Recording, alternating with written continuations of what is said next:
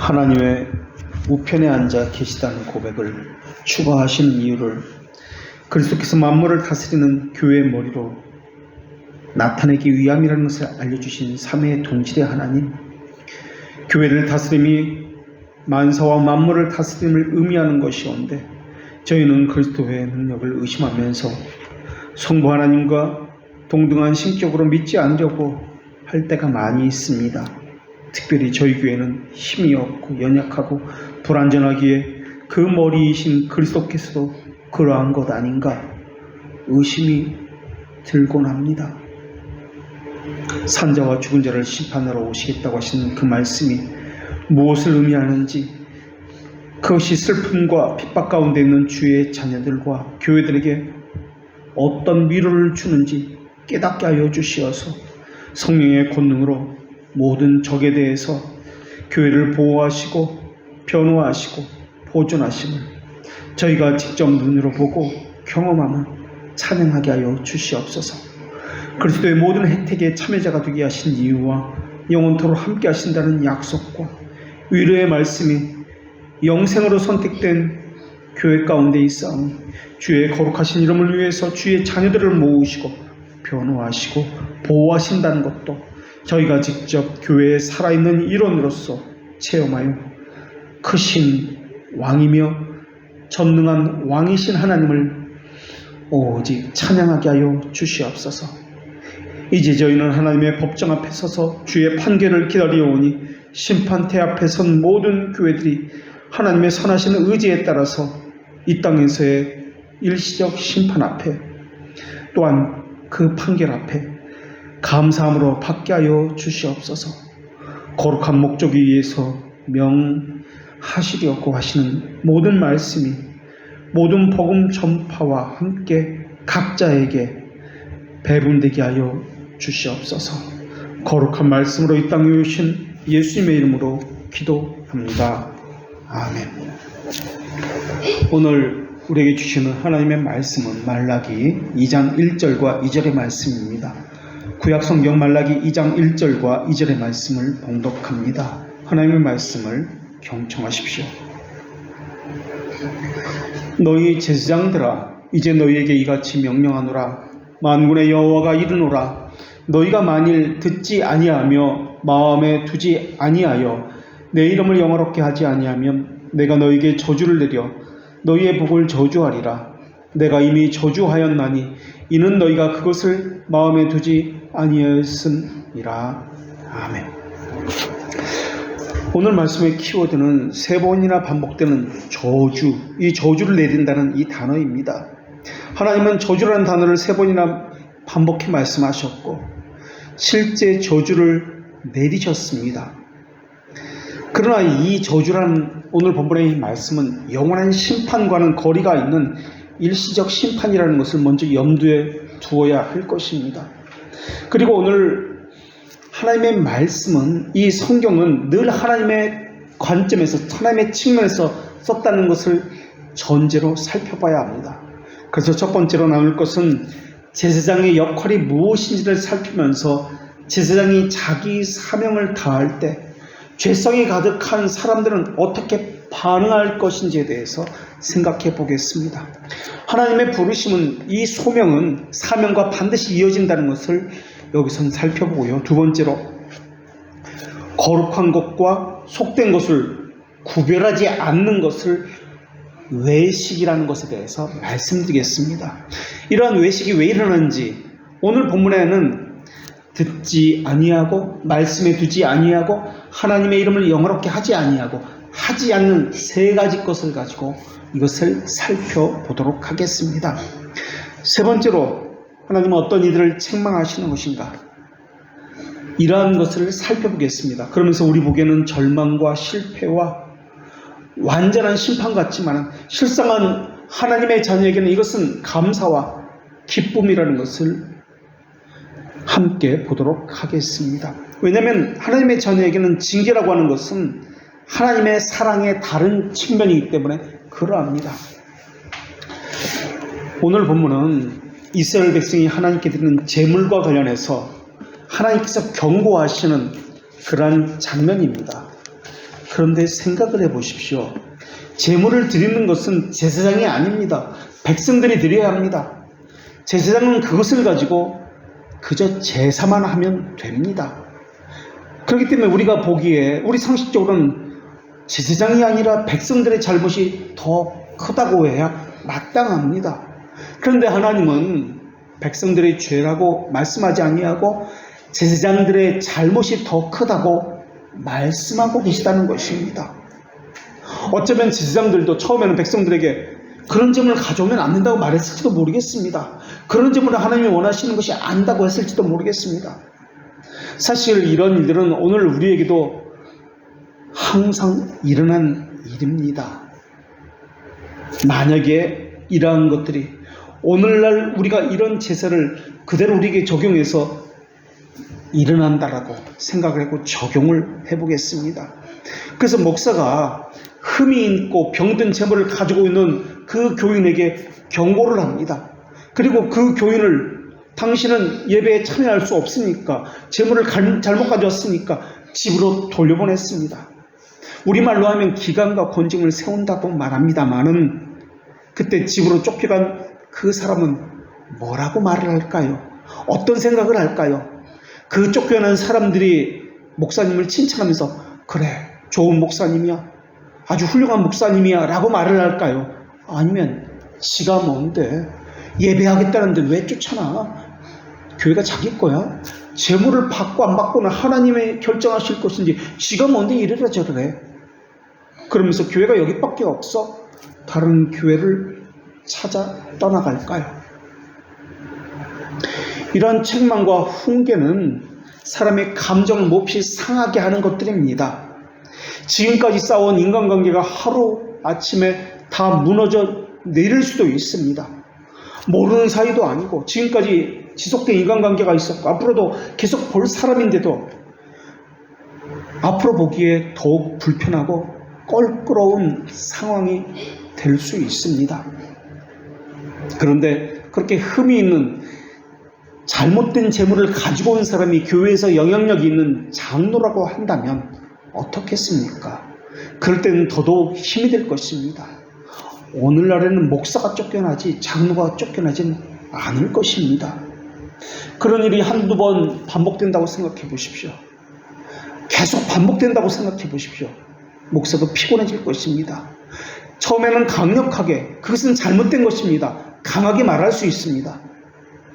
열정도 있고 교회에 처음 부임했으니까 바르게 해보겠다는 그런 의지와 패기도 있습니다. 그런데 점점 시간이 갈수록 그리고 모든 교인들이 그렇게 한다라고 생각해 보십시오.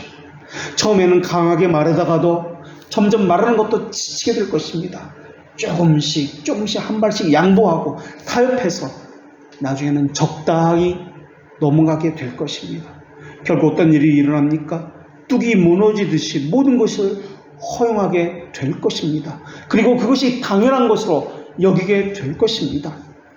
하나님 앞에 어떻게 헌상할 것인지 예배할 것인지 어떻게 드리냐의 문제는 오늘날에도 많은 어려움을 주고 있습니다.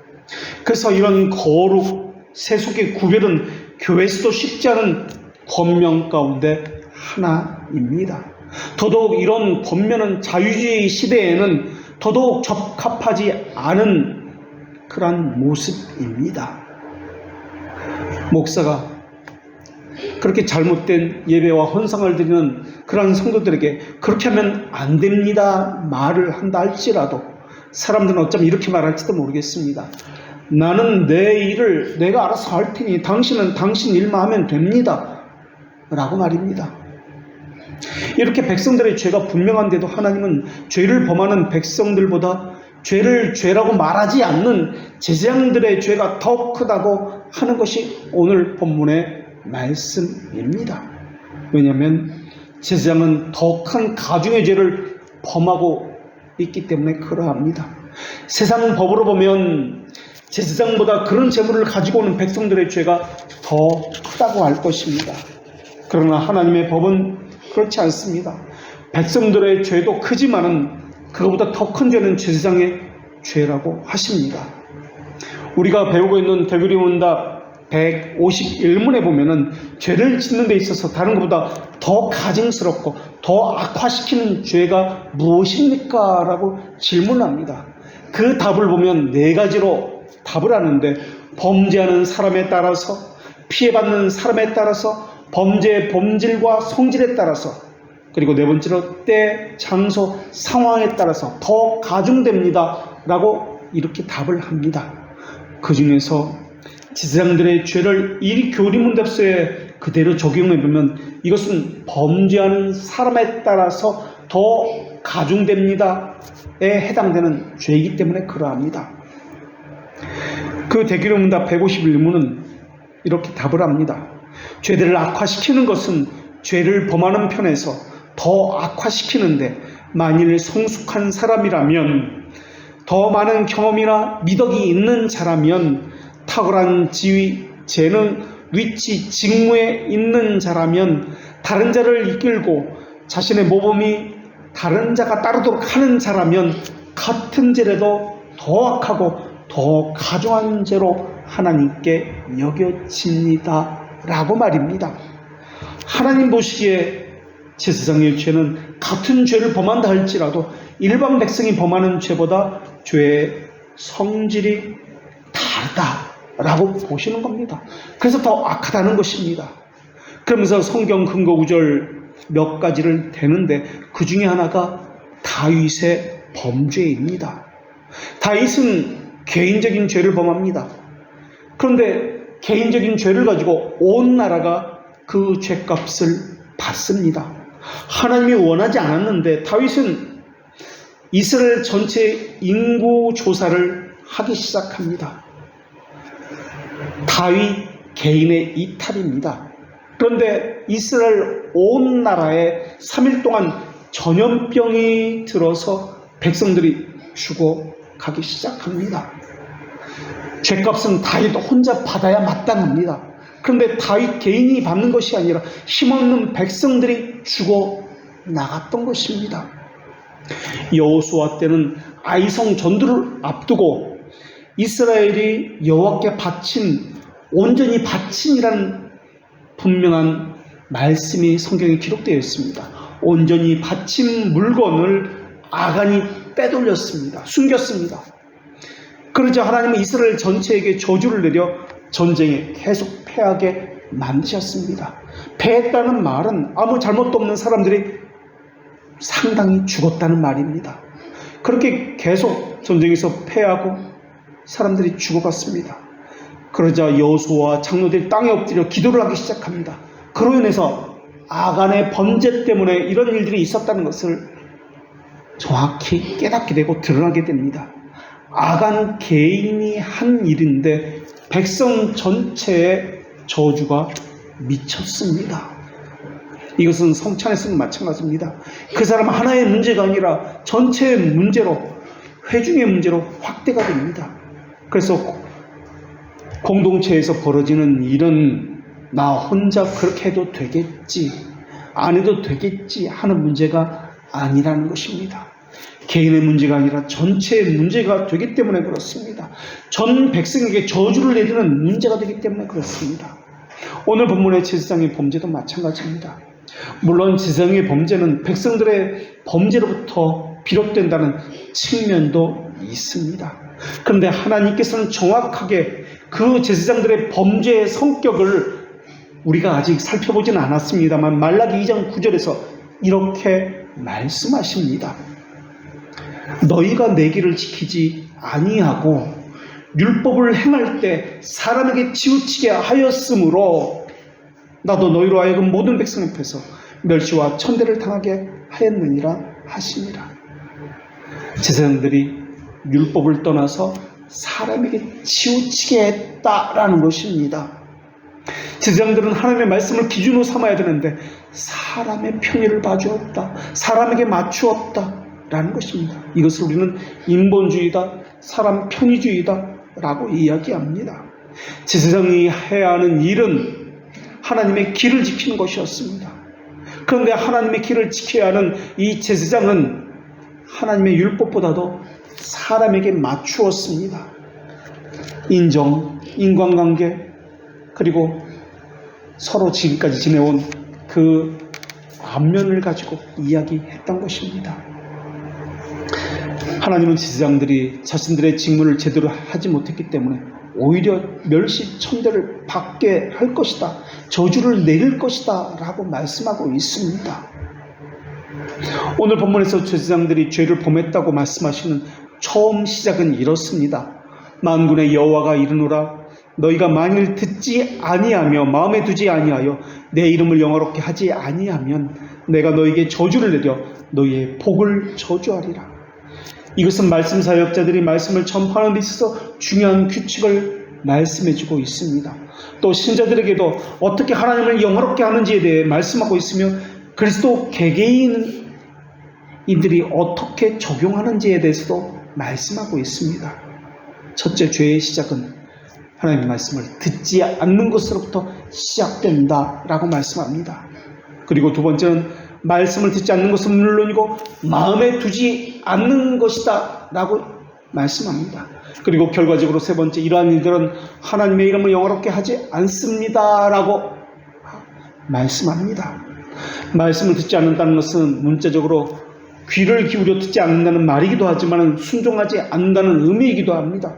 아무리 말해도 듣지 않습니다. 아무리 말해도 따르지 않습니다. 나는 내 할 일 하겠다, 내 갈 길 가겠다라는 것입니다. 제사장들은 하나님의 이름을 거룩히 여겨야 하는데 아예 마음에 담아 두지도 않습니다. 그래서 하나님은 너희 제사장들아 이제 너희에게 이같이 명령하노라 라고 하면서 오늘 본문의 말씀이 시작됩니다. 오늘 말씀은 말라기에 나오는 6가지 예언의 말씀 가운데 두 번째 예언의 후반부에 해당되는 말씀입니다. 제1예언은 우리가 살펴본 것처럼 말라기 1장 5절까지가 제1예언입니다. 그리고 1장 6절부터 제2예언이 시작되는데 제2예언의 전반부는 6절부터 1장 14절까지입니다. 하나님은 부정한 제물로 하나님은 모욕한 이스라엘 제사장들의 추악한 죄악들을 낱낱이 파헤치고 말씀하시면서 그 저주를 경고하시고 계십니다. 그리고 제2예언의 후반부는 2장 1절부터 9절까지의 말씀입니다. 여기서는 레위 언약이라는 관점을 가지고 타락한 제사장을 향해서 저주를 선포하는 그러한 말씀으로 이루어졌습니다. 하나님은 제사장들의 죄를 지적하시면서 너희들은 레위 언약을 깨뜨렸다라는 사실에 초점을 맞추고 있습니다. 당시 이스라엘 제사장들이 병든 것, 눈먼 것, 저는 것, 힘있는 것, 감탈한 물건, 더러운 떡을 여호와의 거룩한 제단에 드렸습니다. 그렇게 드렸던 이유는 하나님이 정하신 그 율법대로 행할 마음이 없었기 때문에 그렇습니다. 하나님 눈에 보이지 않으니까 난 그저 사람 눈에만 잘못 보이지 않을 정도로 딱 그 정도만 하면 되겠지라는 생각을 했는지도 모르겠습니다. 어쩌면 무의식적으로 2장 9절에서 우리가 살펴본 것처럼 하나님보다도 사람을 의식하는 태도를 취했는지도 모르겠습니다. 그로 인해서 하나님은 그들이 기대했던 복이 아니라 오히려 그 복은 저주로 변할 것이라고 말씀하셨습니다. 원문에 보면 오늘 본문은 이제라는 단어로 시작합니다. 이제라는 이 단어는 하나님께서 그러니까 재판장이 법적인 판결을 내릴 때 관례적으로 사용하는 그 단어가 이제라는 단어입니다. 그러니까 재판장에서 판결을 최종 선고합니다 라는 뜻이 이제라는 단어입니다. 그래서 구약의 선서를 보면은 하나님의 심판을 선언할 때 늘 단어가 시작되는 단어가 바로 이제라는 단어입니다. 이사야 5장 5절에서도 이제라는 단어로 하나님의 저주가 선포됩니다. 이제 내가 내 포도원에 어떻게 행할지를 너희에게 이르느라 내가 그 울타리를 걷어 먹힘을 당하게 하며 그 담을 헐어 짓밟히게 할 것이요 라고 하나님의 저주가 이제라는 단어를 통해서 선포됩니다. 예레미야 18장 11절 말씀도 마찬가지입니다.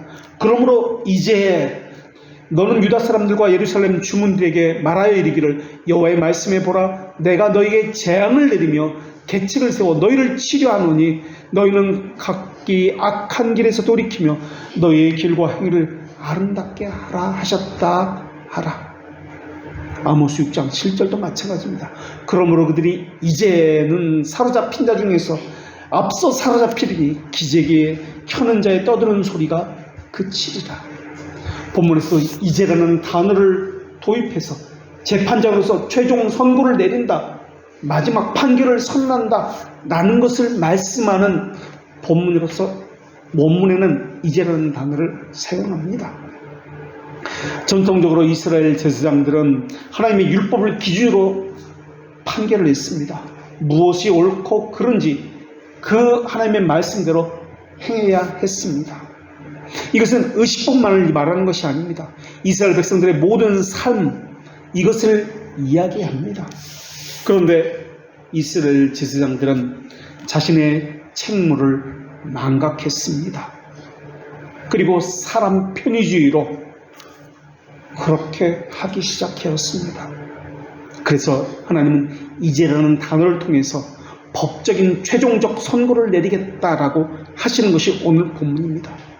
이제 명령하노라.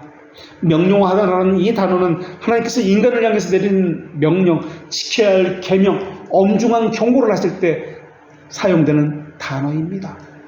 그러면서 오늘 본문에 이제 그 최종 선고를 들어야 하는 그 사람들은, 명령을 들어야 하는 그 사람들이 누구인지를 밝히고 있는데 다름 아닌 제사장이라는 것을 분명히 밝히고 있습니다. 이미 앞선 1장 6절에서 우리가 살펴본 것처럼 당시 제사장들은 하나님의 그 제사를 망령되이 여겼습니다. 그것을 번거로운고, 얼마나 번거로운가 하면 비웃기까지 했습니다. 굳이 이렇게까지 해야 돼? 이게 얼마나 귀찮고 번거로운데. 이게 제사장들의 생각이었고 백성들의 생각이었습니다.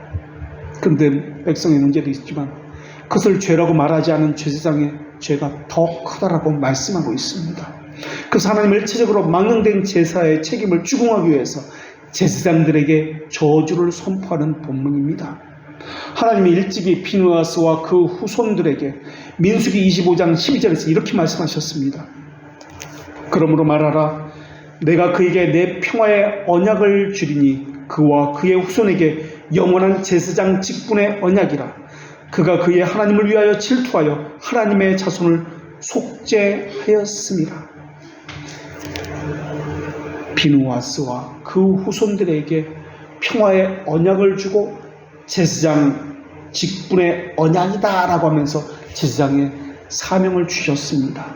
그들이 제사장으로 임명받은 이유는 거룩한 것과 속된 것을 섞이지 않도록 구별했기 때문에 그러합니다. 하나님은 레위기 10장 10절에서도 아론의 아들들은 거룩한 것과 속된 것 사이에 경계를 분명히 하고 거룩하고 속된 것을 분별하여 부정하고 정한 것을 분별하라 라고 말씀해 주셨습니다. 그러니까 제사장들이 해야 할 것은 부정한 방법, 부정한 사람, 부정한 재물을 하나님께 드리지 못하도록 하는 일이었습니다. 그것을 하나님과 맺었습니다. 그러한 언약입니다. 그것을 민수기 25장에서는 레위 언약이라고 이야기합니다. 그 언약을 다른 말로 생명과 평강의 언약이라고도 이야기하고 여호와를 경외하는 언약이라고도 이야기하고 입에는 진리의 법이 있는 언약이라고도 그렇게 말씀합니다.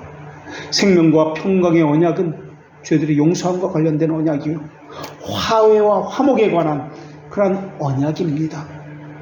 여호와를 경외하게 하는 언약이라는 말의 의미는 하나님 아버지를 경외하고 두려워할 뿐만 아니라 진심으로 사랑하고 열정을 다해 영광스러운 하나님의 자비하심을 찬양한다는 그런 의미입니다.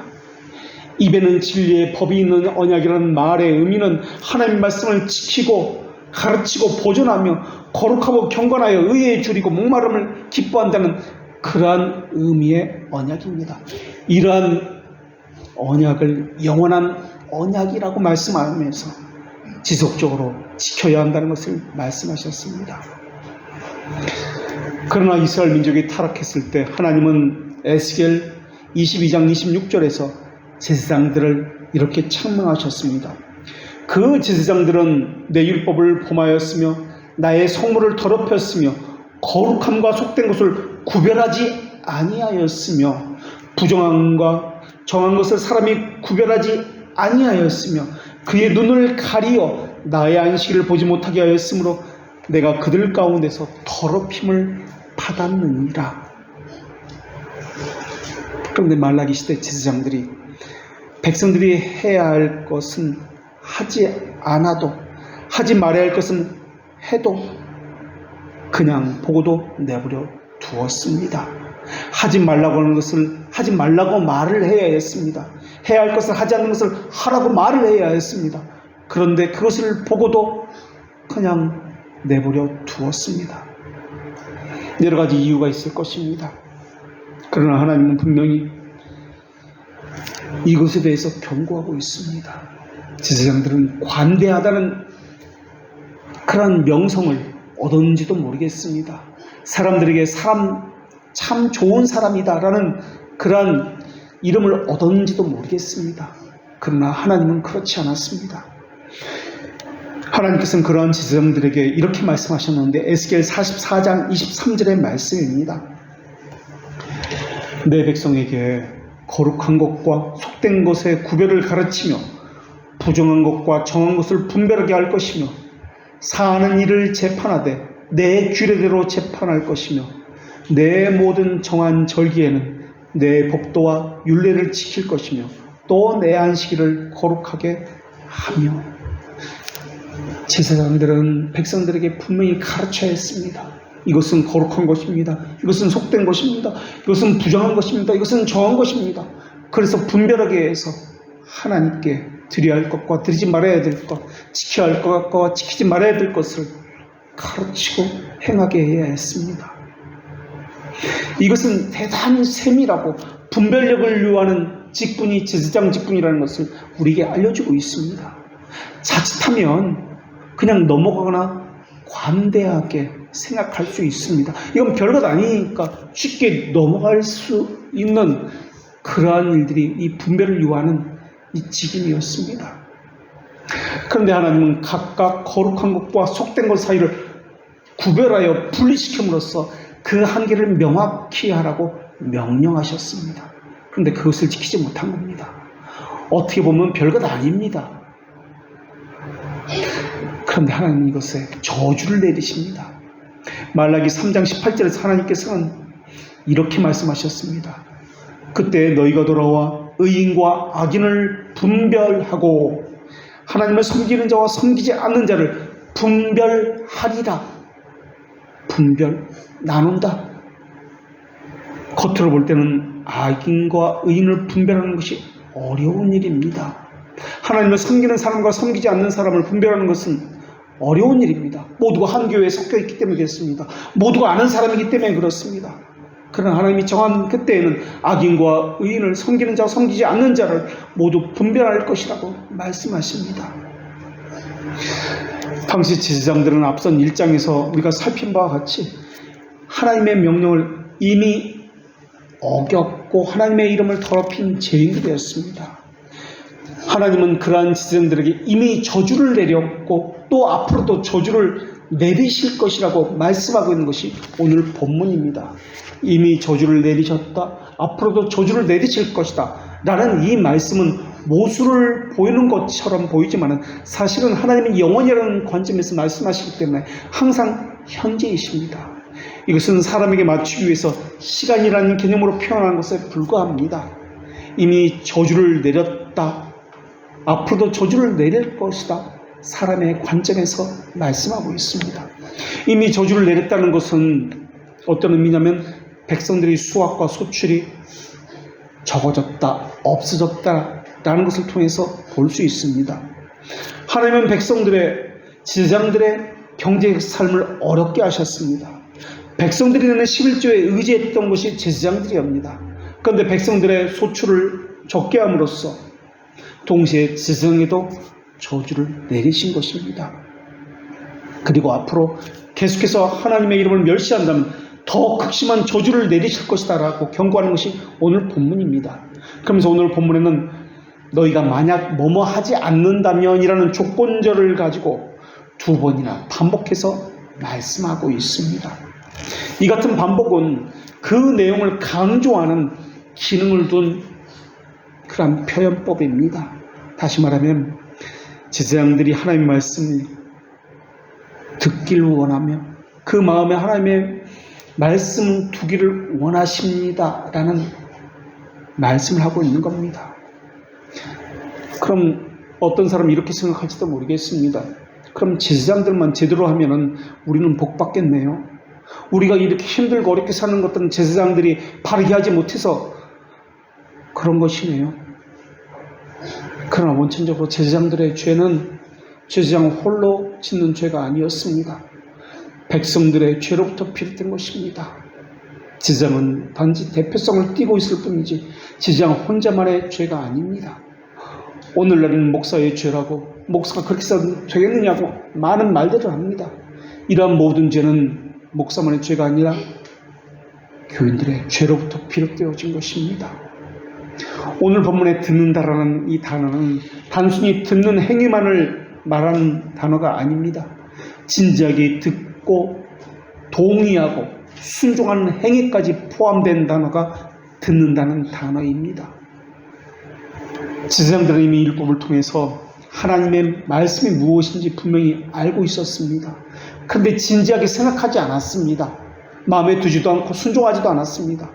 그러면서 타협하였고 망령된 제사드리기를 서슴지 않았습니다. 이러한 행위는 하나님의 말씀에 고의적으로 자기 의지를 가지고 불순종하는 행위였습니다. 그래서 그리스도께서는 내가 율법이나 선지자나 폐하러 온 주로 생각지 말라라고 하셨던 것입니다. 하나님이 세우신 방책을 허물러 오신 분이 아니라는 것입니다. 하나님이 세우신 경계를 없애려고 오신 분이 아니라는 것입니다. 오히려 그것을 완전하게 하려고 오셨다는 것입니다. 율법을 증대하고 명예롭게 하려고 오신 것이지 선제의 정당성을 입증하려고 오신 것이지 그것을 없애려고 오신 것이 아니다라는 것입니다. 그러니까 그림자의 실체를 부여하기 오셨고 상징인 것에 실상을 보이기 위해 오셨고 생명이 없는 의식에 생명이 있는 살아있는 의식으로 부여하기 위해서 오셨다라는 것입니다. 그래서 정한 것과 부정한 것 사이를 구별하고 거룩한 것과 속된 것 사이를 담을 오히려 쌓으신 분이 예수 그리스도라는 것입니다. 율법에 보면 하나님의 백성에게는 이방인과 결혼하지 말라고 분명히 말씀하고 계십니다. 또 이방인들은 성전에 들어오지 말라고 해서는 안 된다고 말씀하셨습니다. 이 말은 모든 이방인들과 결혼하지 말라는 말도 아니고 성전에 들어오지 말라는 말도 아니라 거룩한 것과 속된 것을 구분해서 드리지도 말고 사귀지도 말라는 뜻입니다. 그래서 예수님께서는 이렇게 말씀하셨습니다. 너에게 명하노니 거룩한 것을 개에게 주지 말며 진주를 돼지에게 던지지 말라. 거룩은 불결과 접촉해서도 안 되고 만나서도 안 된다라는 말씀을 하고 계신 것입니다. 오늘 본문에 나오는 마음에 두다라는 말씀은 무언가 마음 깊은 곳에 새기고 그것을 행하기 위해서 열심을 품는다는 의미의 단어입니다. 열심을 품고 하나님의 이름을 영화롭게 하라는 것입니다. 이 부분을 번역을 하면은 이렇습니다. 만약 내가 내 이름을 영화롭게 하기 위한 마음을 가지려고 하지 않는다면 저주를 받을 것이다. 만약 내가 하나님의 이름을 영화롭게 하기 위한 마음을 가지지 않는다면 너희는 저주를 받을 것이다. 이것이 올바른 원문에서의 번역입니다. 하나님은 제사장들이 하나님의 이름을 마음 깊은 곳에 새기기를 원하셨습니다. 그리고 하나님의 이름을 영화롭게 하기를, 그래서 열심을 내기를 원하셨습니다. 그런데 제사장들은 하나님의 바람을 저버렸습니다. 여기서 영화롭게 한다는 단어는 카보드라는 단어인데 무거운 상태를 의미합니다. 그래서 이 무겁다는 개념을 존귀함, 영광이라는 단어로 표현합니다. 이 단어는 피조물인 인간이 하나님을 어떻게 대해야 할지를 단적으로 규정하는 그런 표현입니다. 당시 백성들의 태도와 전적으로 배치되는 단어입니다. 하나님은 무거워하지 않습니다. 가볍게 생각합니다. 당시 백성들은 하나님을 멸시하고 공경하지도 않았고 두려워하지도 않았습니다. 어쩌면 사람들은 제사장 눈만 피하면 되지 라고 생각했는지도 모르겠습니다. 그러면서 자신들의 충독도 받지 않는 제물을 하나님 앞에 아무렇지도 않게 바쳤습니다. 이런 모습은 사사시대의 엘리 제사장의 두 아들 홈니와 비느하스에게도 보여지는 모습입니다. 그래서 하나님은 2절에서 내가 너에게 저주를 내리겠다고 말씀하셨습니다. 내가 너에게 저주를 내려라는 이 말씀은 문자적으로는 내가 너에게 저주를 보낼 것이다 라는 의미입니다. 무언가 건네겠다, 특별한 목적을 가지고 무언가를 파견하겠다 할 때 쓰이는 동사가 저주를 내린다는 이 단어입니다. 저주를 보낸다 라는 이 말은 제사장들의 복을 저주하기 위해서였습니다. 너희의 복이라는 이 단어는 너희들이 가진 여러 가지 복들의 저주를 내린다는 그런 의미입니다. 1차적으로는 제사장들이 누렸던 11조의 복에 저주를 내리겠다고 말씀하십니다. 제사장들은 백성들이 낸 11조를 가지고 생활을 할 수가 있었습니다. 그런데 11조의 저주를 내린다는 것은 백성들이 11조를 하지 않거나 떼어 먹는다는 의미도 있고, 아니면 수확이 적어져서 11조를 그것밖에 하지 못하게 되었다는 뜻도 있습니다. 그리고 이 단어는 복수용으로 사용되어서 11조 수입 외에 다른 삶의 자리에서 누린 여러 가지 복된 환경을 포함하는 표현법입니다. 제사장들이 받았던 것은 11조만이 아니라 재물의 뒷다리와 같은 것, 또 하나님과 함께 옴으로써 오는 영적인 복과 같은 것들도 있었습니다. 사람들은 제사장에 가서 복을 구했고, 제사장은 사람들을 대신해서 하나님께 나가서 복을 빌었습니다. 그런데 제사장들이 백성들을 대신해서 하나님께 나아가 복을 빌 때 전제되어야 할 것이 있었습니다. 제사장은 자신이 먼저 하나님과의 관계가 회복되어야 했습니다. 하나님께 헌신되어야 했습니다. 바르게 되어 있지 않는다면 안 되었습니다. 그런데 당시 제사장들은 하나님과의 교제가 없었으며 바르게 되어 있지 않습니다. 오히려 하나님을 경멸하는 태도를 가지고 있었습니다. 하나님은 잠언에서 이렇게 말씀하셨는데, 사람이 귀를 돌려 율법을 듣지 아니하면 그의 기도도 가증하니라. 그리고 오늘 본문에 내가 이미 저주하였나니 라는 이 단어는 시제가 완료형으로 되어 있습니다. 제사장들은 이미 저주를 받아서 저주의 그 한가운데 있다라는 말을 하고 있습니다. 이것은 마치 우리의 모습을 보고 있는 것과 같습니다. 거룩한 것과 속된 것을 구별하지 않았더니, 죄를 죄라고 말하지 아니하였더니, 교회의 기강을 바르게 하지 아니하였더니, 외식과 형식에 만족하도록 내버려 두었더니, 로마 가톨릭처럼 예배 참여를 주의를 지킨 것으로 여기게 했더니 라는 말을 하고 있는지도 모르겠습니다. 이런 모욕적인 제사를 드리고도 아무런 양심의 가책도 없었던 그 사람들, 그들에게 이미 저주를 내렸다라는 것입니다. 마음의 강팍함, 마음의 굳어짐, 이것이 이 땅에서 내리는 하나님의 일시적인 저주입니다. 하나님에 대한 무감각함, 하나님을 향한 비웃음, 하나님이 인식하지 못하는 것, 이러한 것들입니다. 그리고 이러한 것들은 내적인 저주라면 외적으로는 경제적으로 어려움을 겪게 한 것이 또한 외적인 저주입니다. 깨어진 인간관계, 물질과 직업에 대한 여러 가지 것들, 그럼에도 불구하고 이런 내적 외적인 하나님의 일시적 심판이 있는데도 불구하고 하나님의 말씀을 계속해서 듣지 아니하면, 악한 제사 드리기를 계속해서 고집한다면 앞으로 더 큰 저주를 내릴 것이다 라는 것이 오늘 본문의 말씀입니다. 저주하신 이유는 오늘 본문에 이는 너희가 그것을 마음에 두지 아니하였음이라는 말씀을 통해서 그것이 명확하게 보여집니다. 하나님을 마음에 품지 않았다는 것입니다. 하나님의 말씀을 품지 않았다는 것, 하나님을 하나님으로서 품지 않았다는 것, 하나님의 말씀에 순종함을 품지 않았다는 것, 하나님의 거룩하신 이름을 품지 않았다는 것을 보여주고 있습니다. 오늘 본문은 그 목조가 분명하게 나오진 않습니다만은 말라기 전체 문맥에서 보면 하나님이 영화롭게 하는 것을 하지 않았다는 것이 될 수도 있습니다. 하나님이 영화롭게 하지 않았다는 것은 다른 것이 아니라 하나님이 명하신 방법과 법도대로 하지 않았다는 뜻입니다. 마음은 고대 히브리인들에게는 사람의 장기 가운데 이 심장을 뜻하는 그러한 단어였습니다. 심장은 사람이 정서, 감정, 의지의 원천이라고 당시 사람들은 생각했습니다. 이 심장에서 모든 것이 나온다고 생각했습니다. 그래서 심장에 두지 않았다는 말의 의미는 하나님에게서 철저하게 무관심했다는 겁니다. 심장에 둔 것과 행위와 말이 달랐습니다. 그것을 다른 말로 외식이라고 합니다. 사실 우리는 모두 이런 외식에 익숙해져 있습니다. 자기가 의라고 생각하는 것에 길들여져 있습니다.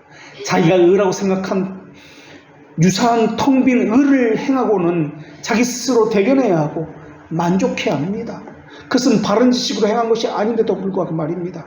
하나님을 기쁘게 한다는 명목으로 외식적이고 형식적으로 예배를 고안하고 예배에 참석했다는 것으로 위로하고 만족과 기쁨을 얻습니다. 사실 사람들은 하나님을 기쁘게 하신다는 그 인식을 해본 적이 없습니다. 하나님에 대한 인식도 없는데 예배를 하면서 하나님을 기쁘게 하시겠다는 인식을, 그런 생각을 하고 예배에 참여하고 있다고요? 천만에요. 단 한 번도 없습니다. 하나님을 두려워하지도 않는데 하나님을 경외함이 어디 있습니까? 하나님을 업신여기고 가볍게 여기는 예배가 오늘에도 여기저기서 진행되고 있는데 하나님의 말씀은 두려움이 아닙니다. 예배 시간은 두렵고 떨림의 시간이 아니라 편하게 쉬는 시간입니다. 그 말씀을 듣는 시간은 졸고 딴 생각하는 시간이 되었습니다. 의에 줄이고 목마르며 하나님의 심장에 두는 일은 가당치도 않는 그 시간이 말씀을 듣는 시간이고 예배 시간입니다. 찬송을 부를 때는 어떻습니까? 신앙 고백을 할 때는 어떻습니까? 마음을 다하고 진심을 다해서 큰 소리로 하고 있습니까? 찬송은 그저 일어나서 입만 뻥긋뻥긋거리는 그런 시간입니다. 귀찮은 시간입니다. 신앙 고백은 마음은 전혀 없습니다. 그저 국어책 읽는 시간, 기도는 눈 감고 잠자는 시간, 머리를 편히 쉬는 시간에 불과할 뿐입니다. 무엇을 해도 긴장이라는 전혀 없습니다.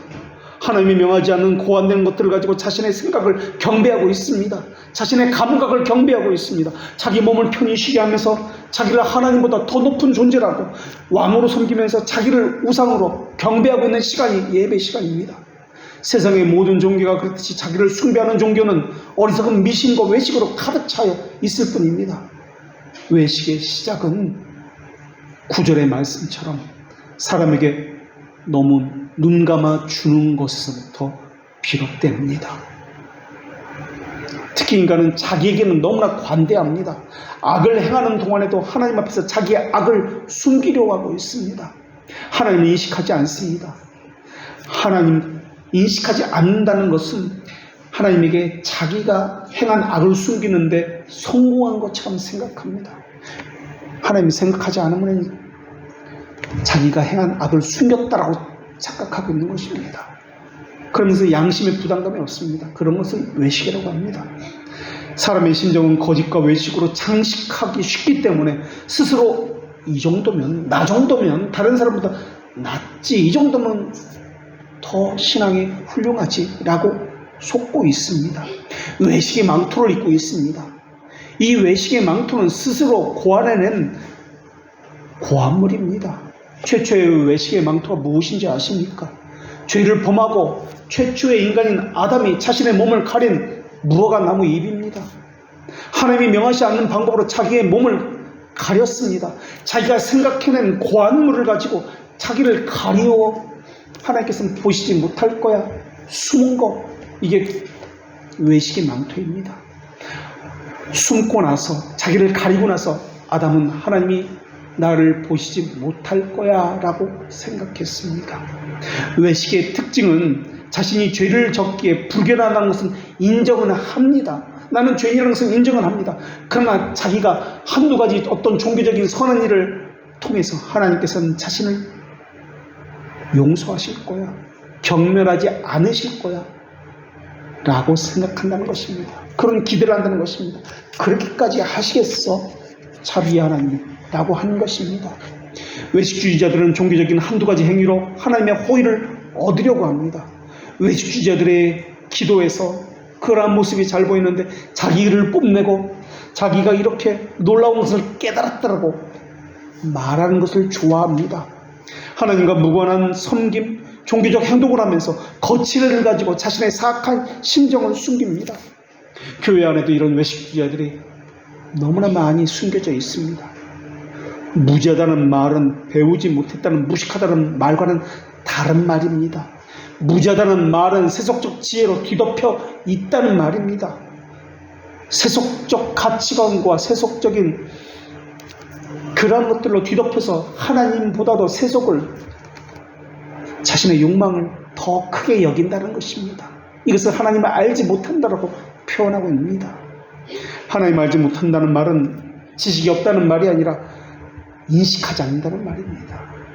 예배에서 인식하지 않습니다. 삶에서는 더더욱 하나님을 두려움과 경외함으로 인식하지 않습니다.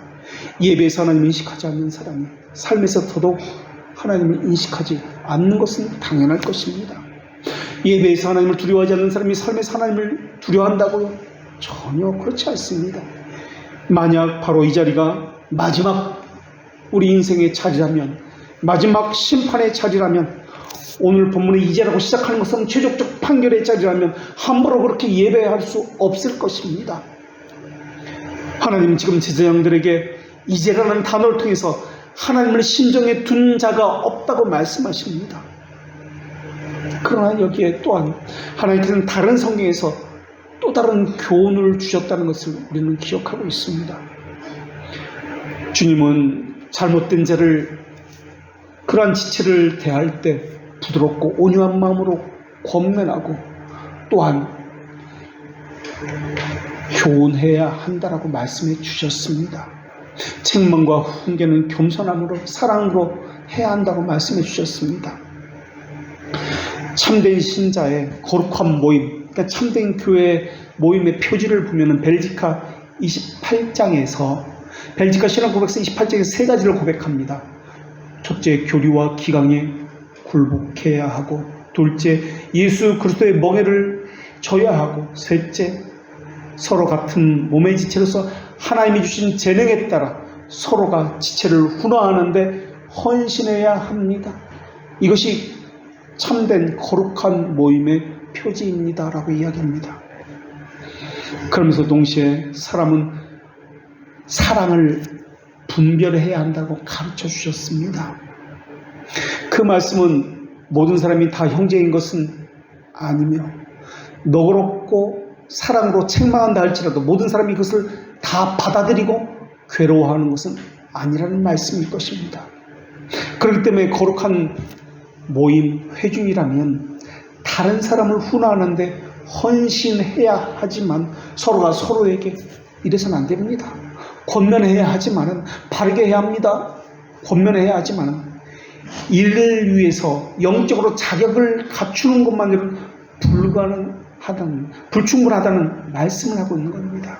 그러니까 이 말의 의미는 우리가 권면을 하고 또한 책망을 할 때 아무리 사랑으로 책망을 한다 할지라도 그 사람을 이룰 수 있다는 최악의 사태를 염두에 두어야 한다는 말입니다. 이것은 가슴 아픈 일이 될 것입니다. 그러나 그것이 참된 교회라면, 거룩한 회중이라면 반드시 해야 하는 일이 권면과 훈계입니다. 서로가 서로에게 해야 합니다.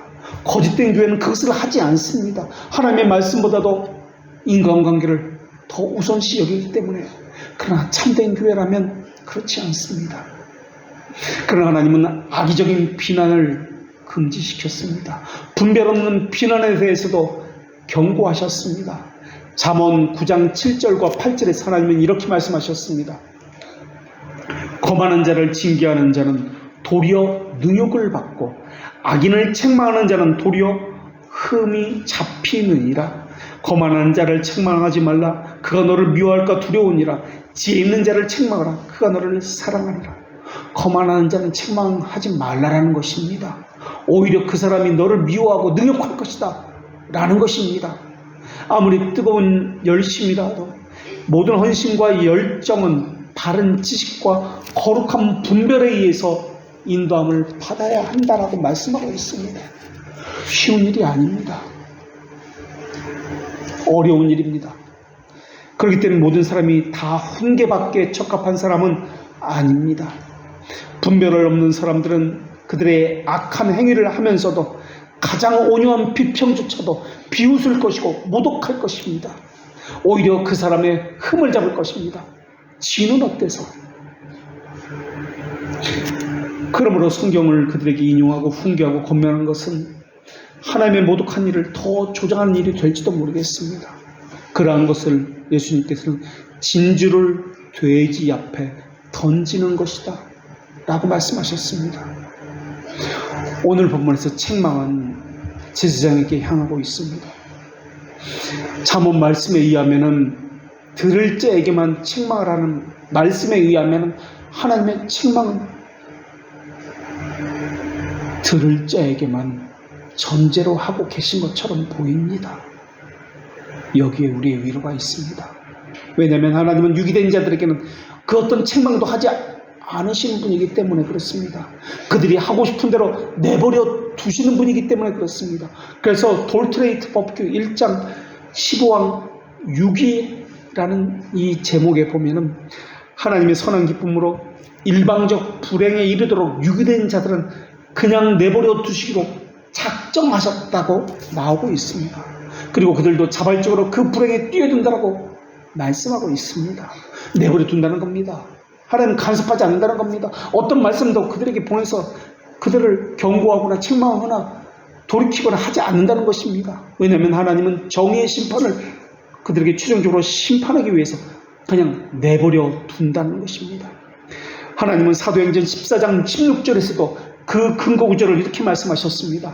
하나님이 지나간 세대에는 모든 민족으로 자기들의 길을 가게 방임하였으니 방치했다는 것입니다. 돌보거나 간섭하지 아니하고 제멋대로 하도록 내버려 두었다는 것입니다. 최후의 심판을 위해서 방치했다는 것입니다. 그런데 지금 감사하게도 하나님은 제사장들을 책망하고 있습니다. 저주를 내리고 있습니다. 더더욱이 말라기 선지자를 보내서 하나님의 말씀을 보내서 간섭하고 있습니다. 이게 바로 하나님의 자비하심입니다. 하나님의 자녀는 늘 방해받습니다. 늘 실패합니다. 늘 좌절하고 실패하는 것처럼 또한 보입니다. 그와는 반대로 하나님을 믿지 않는 사람들은 악한 사람은 승승장구하고 사업도 잘 되고 자녀들도 잘 되는 것처럼 소위 말하는 유명한 이름난 대학에 좋은 대학에 합격하는 것처럼 보입니다. 실제도 그렇습니다. 그래서 말라기 시대 사람들도 이런 생각을 가지고 있었습니다. 말라기 3장 15절의 말씀에서 하나님께서 그들의 생각을 이렇게 말씀하십니다. 지금 우리는 교만한 자가 복되다 하며 교만한 자가 복되다 하며 악을 행하는 자가 번성하며 하나님을 시험하는 자가 화를 면한다 하노라. 이게 당시 사람들의 생각이었습니다. 악을 행하는 자가 번성하고 하나님을 시험하면 화를 면한다. 교만한 자가 오히려 복되더라 라는 것입니다. 하나님은 정의의 심판을 위해서 내버려 두시는 겁니다. 극악의 일까지 내버려 두시는 분이 하나님이십니다. 그러면 이렇게 질문할 수 있습니다. 그렇다면 하나님은 훈계를 받아도 듣지 않을 사람들에게는 훈계를 하지 않으신 것 아닙니까? 그런데 예수님은 온 천하를 다니면서 복음을 전하라 하지 아니하셨습니까? 이것과 이 말씀은 모순되는 거 아닙니까? 예수님도 천하를 다니면서 복음을 전하라 말씀하지 말고 들을 만한 사람에게만 복음이 들려질 사람에게만 전하라고 말씀해야 되는 것 아닙니까? 온 천하를 다니며라는 말은 누구에게는 전하고 누구에게는 전하라는 말이 아니라 모두에게 전하라는 말씀 아닙니까? 라고 반문할 수도 있습니다. 예수님은 구원받지 못할 자에게 복음을 설교하느라 이 땅에서의 소중한 그 짧은 시간을 대부분 허비한 것 아닙니까? 또 어떤 사람은 이렇게 이야기할지도 모르겠습니다. 교회에 다니지 않는 군중들을 찾아서 그들의 냉담함을 일깨우려고 노력하는 것은 헛된 수고일 것입니다. 차라리 정신 못 차리는 사람들 쫓아다니면서 시간을 낭비하느니 훈계와 권면을 받아들이는 사람을 찾아서 훈계하는 것이 더 좋은 것 아닙니까? 일반적으로 예수님께서 모든 사람에게 복음을 전하셨다고 사람들은 생각합니다. 가난한 모든 사람에게 공평하게 복음을 증거했다고 사람들은 생각합니다. 예수님이 정말 공평하게 복음을 모든 사람에게 전했을까요? 성경은 정말 그렇게 말씀하실까요? 우리는 예수님의 공생의 기간 동안 예수님은 회당과 성전에서 주로 가르치셨다는 것을 알고 있습니다. 이것 자체가 구별과 차별입니다. 거기다 예수님은 자기의 제자들에게만 하나님의 사랑에 대해서 더 자세히 말씀해 주셨습니다. 다가올 죽음에 대해서도 모든 사람에게 말씀한 것이 아니라 그 제자들에게만 말씀하셨습니다. 일반 대중에게는 십자가와 대속에 대해서는 말씀하신 적이 없습니다. 예수님은 자주 광야로 가서 또 거리에서 군중들을 향해서 말씀하신 것은 사실이지만은 그것은 예수님을 찾아온 자들이었습니다. 더군다나 예수님은 군중들에게 비유로 많은 것을 말씀하셨습니다. 비유로 말씀하셨지만 그 해석은 그들에게 하지 않으셨습니다. 알아들을 자는 알아듣고 알아듣지 못할 자는 알아듣지 못하도록 그냥 내버려 두셨습니다. 그리고 그 비유에 대한 해석은 선택된 자들에게만 해주셨습니다. 군중들이 깨닫든지 말든지 전혀 신경을 쓰지 않으셨습니다. 그러나 제자들에게만큼은 정성을 다해서 또 설명해주고 또 풀어주셨습니다. 예수님께서는 군중이 보는 곳 앞에서가 아니라 사랑하는 몇몇 제자들 앞에서 그 변화선에서 자신의 모습을 변화시켜 보여주셨습니다. 그리고 하나님이라는 것을 그들에게 인식시켜 주셨습니다. 예수님은 부활을 믿지 않는 세상에서는 예수님이 어떤 분인지를 보이시지 않으셨습니다. 빌라도가 예수님께 진리가 무엇이냐고 물었을 때도 대답하지 않으셨습니다. 그저 내가 진리다 라고만 말씀하셨습니다. 어차피 심판받기로 예정된 그들이기 때문에, 어차피 들려줘도 듣지 못하는 그들이기 때문에 그들에게는 보이시지 아니하고 숨기셨던 것이 예수님입니다. 그러나 반대로 제자들에게는 모든 것을 보이셨고 알리셨고 자세히 가르쳐 주셨습니다. 그리스도를 미워하고 꼬투리를 잡으려고 무너뜨리려고 하는 바리새인이나 율법 학자들에게는 단 한 번도 하나님의 말씀을 친절하게 가르쳐 주신 적이 없습니다. 오히려 적대감을 가지고 계셨습니다. 단 한 번도 그들에게 마음문을 열지 않으셨습니다. 거룩한 것을 개에게 주지 않기 위해서였습니다. 더군다나 예수님은 제자들에게 모두에게 누구에게나 친구가 되라고 가르친 적이 단 한 번도 없습니다. 요한복음 15장 14절과 15절에서 오히려 이렇게 말씀하십니다. 너희가 내가 명하는 대로 행하면 곧 나의 친구라고 하시면서 이제는 너희를 종이라 하지 아니하리니 종은 주인이 하는 것을 알지 못함이라. 너희를 친구라 하였으니 내가 아버지께 들은 것을 다 너희에게 알게 하였습니다 라고 말씀하셨습니다. 종에게는 알리지 아니하셨고 친구에게는 다 알게 하셨다라고 하신 것입니다. 그러면서 거기서 그치는 것이 아니라 친구를 위해서 자기 목숨을 버리면 이보다 더 큰 사랑이 없다라고 말씀하셨습니다. 오히려 예수님은 하나님의 말씀이 실행되어질 때 구별되어 실행되어야 한다는 것을 마치 보이신 것처럼 그렇게 말씀하셨습니다. 아무에게나 하나님의 말씀을 전하는 것은 하나님의 거룩한 이름을 욕되게 할 수 있기 때문에 거룩한 하나님의 이름이 멸시받지 않기 위해서 마치 분별해서 사역을 하셨던 것처럼 예수님의 공생의 삶이 그렇게 보여지는 것처럼 우리에게 성경을 통해서 알려줬습니다. 오늘 본문에서 제사장들은 비록 책망을 듣고 있습니다. 저주의 말씀을 듣고 있습니다. 그런데도 불구하고 하나님께서는 자비로운 하나님이라 그들에게는 소망이 있다는 것을 또한 알 수가 있습니다. 신실하고 변함이 없는 하나님이며 더군다나 영원한 레위의 언약을 주시는 하나님이기 때문에 그렇습니다. 그러나 오늘 본문에는 나오지 않지만 당시 사람들 중에도 이러한 사람들이 있다는 것을 말라기 3장 16절에서 말씀해주고 있습니다. 그때라고 시작합니다. 하나님이 정하신 때 여호와를 경외하는 자들이 피차에 말하며 여호와께서 그것을 분명히 들으시고 여호와를 경외하는 자와 그 이름을 존중히 여기는 자를 위하여 여호와 앞에 있는 기념책에 기록하셨느니라. 있다는 겁니다. 여호와를 경외하는 자들이 그때 있다는 겁니다. 여호와께서 그들이 말하는 것을, 피차에 서로가 말하는 것을 하나님께서 들으셨다는 겁니다. 여호와를 경외하는 자들, 하나님의 이름을 존중히 여기는 그 말을 하는 것을, 서로 교제하는 것을 들었다는 것입니다. 타락하고 부패한 시기입니다. 그런데 여전히 하나님의 남은 백성들이 있다는 것을 말씀하고 있습니다. 그들은 서로 간에 말하며 여호와를 경외하는 것을 이야기합니다. 하나님의 이름을 존중히 여기는 것을 서로가 서로에게 권면하고 위로하고 훈계하고 있습니다. 하나님은 3장 17절에서, 말라기 3장 17절에서 그들을 이렇게 하신다고 말씀하셨습니다. 만군의 여호와가 이르노라, 나는 내가 정한 날에 그들을 나의 특별한 소유로 삼을 것이요, 또 사람이 자기를 섬기는 아들을 아낌같이 내가 그들을 아끼리니. 18절에 그때 너희가 돌아와서 의인과 악인을 분별하고, 의인과 악인을 분별하고 하나님을 섬기는 자와 섬기지 않는 자를 분별하리라. 그때 너희가 돌아와서, 그때 너희가 돌아온 이들은 누구입니까? 하나님을 멸시하는 자들입니다. 하나님의 제사를 업신여기는 자들이 그때 돌아와서 의인과 악인, 속된 것과 거룩을 분리한다라는 것입니다. 돌아온다는 것은 회개와 회개의 삶을 이야기합니다. 그렇게 타락한 길을 걷는 제사장들이 주께 돌아와 바른 길을 걷게 될 것이다. 의인과 악인을 분별하게 될 것이다. 하나님을 섬기는 자와 섬기지 않는 자를 분별한다는 것입니다. 이 말이 얼마나 위로가 됩니까? 어쩌면 이 말을 듣고 어떤 사람들은 왜 사람을 그렇게 나누어, 왜 이렇게 차별을 둬, 편협한 하나님 아니야? 라고 말할 수도 있겠습니다. 어쩌면 비난의 화살이 하나님이 아니라 그렇게 분별하고 나누고 사람을 차별하는 그 제사장에게, 그 목사에게 돌아갈지도 모르겠습니다. 인권모독이니 별의별 이야기를 할지도 모르겠습니다.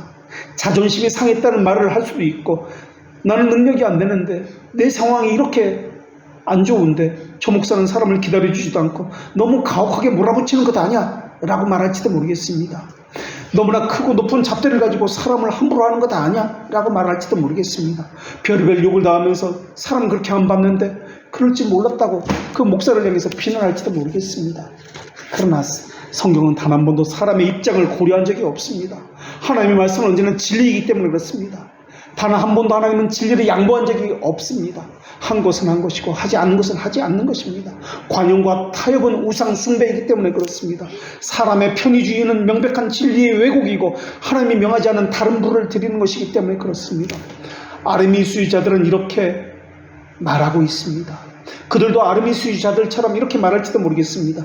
하나님께서는 가능한 조건에서 사람이 행하는 최선의 섬김을 받으시는 분입니다. 그것이 불완전한 순종일지라도 그것을 하나님은 완전한 순종으로 여기실 것이고 그것을 영생의 보상을 받는 것으로 여기실 것입니다. 그런데 하나님은 언제나 불완전한 순종을 완전한 순종으로 받아주신다는 말씀을 하신 적이 없습니다. 하나님께서는 사람의 오만을 억누르십니다. 그 교만을 억누르시는 방법으로 그들의 무능과 무지를 드러내서 스스로 누구인지를 증명하시는 방법을 사용합니다. 그로 인해 하나님의 권능을 요청하는 법을 배우게 하시는 분이 하나님입니다. 물론 이것은 하나님의 자녀에게 해당되는 것입니다. 그리고 그 길만이 환난의 길 가운데서 유일하게 굳게 서는 법을 깨닫게 될 것입니다.